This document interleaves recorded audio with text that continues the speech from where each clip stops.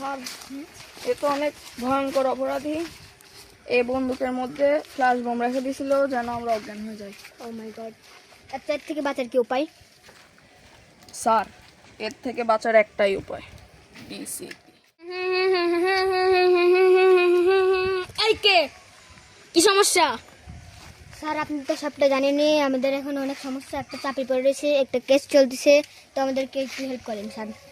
তাহলে কি তুই চাচ্ছিস এখন আমি মাঠে নামি? জি স্যার, আপনাকে কষ্ট করে নামতেই হবে স্যার।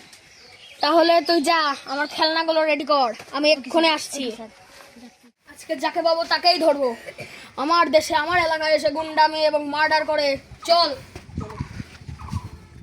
স্যার ওই যে একজন। ধর ওকে। এই ধর। বস বস, এই এলাকায় তো সিআইডি চলে এসেছে। আরে বলিস কি, বস বস তো এলাকায় নাই, তো দৌড় দে।